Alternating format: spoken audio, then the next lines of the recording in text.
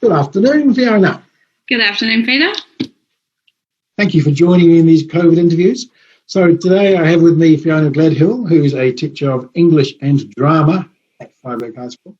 And I'd first of all like to start off by hearing who's in your bubble and how have you found the lockdown? My bubble is me and my mum. She came to visit just before level 4 was announced. So I've been learning how to wallpaper and things like that, which is a life skill I didn't know I wanted to learn, but that's good.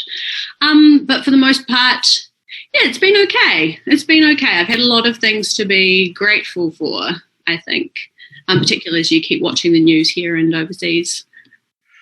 So what's been the highlight for you of being teaching or learning online so far? I think the highlight so far has been having the opportunity to see just how resilient a lot of our students are and my colleagues are. It's pretty quiet out here, but when they take whatever opportunity they have to engage, reach out when and how they need, even if it's a kind of a slow start to joining the learning, it's been really heartening to see just how well they've handled something that none of us have had to handle before.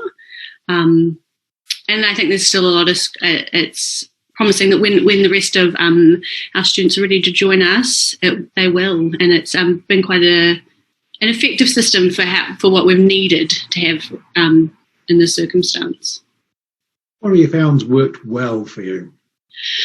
I think I have been really lucky that my classrooms were all set up digitally.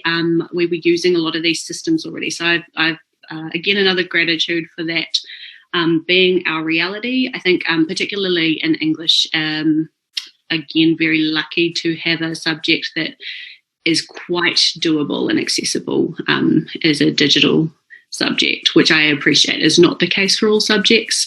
So yeah, very, very lucky in that situation.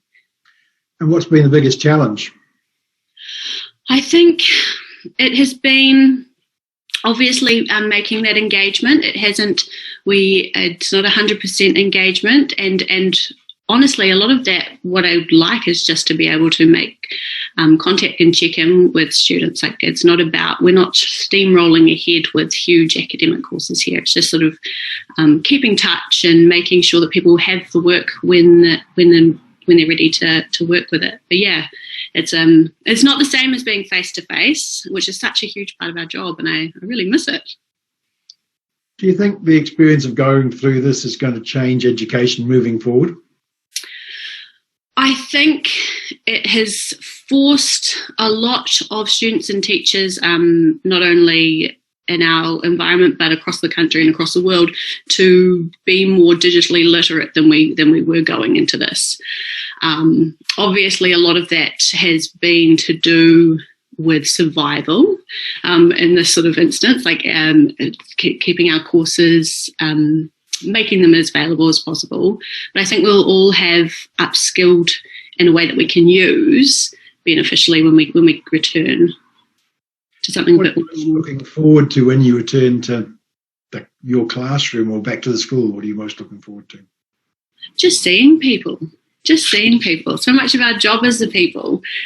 Staff room meetings, seeing the kids, doing our extracurriculars and things together. There's no replacement for that in a digital school, really. And for you personally, what's your number one go-to when you manage to get out of lockdown? The correct answer is to find and hug loved ones.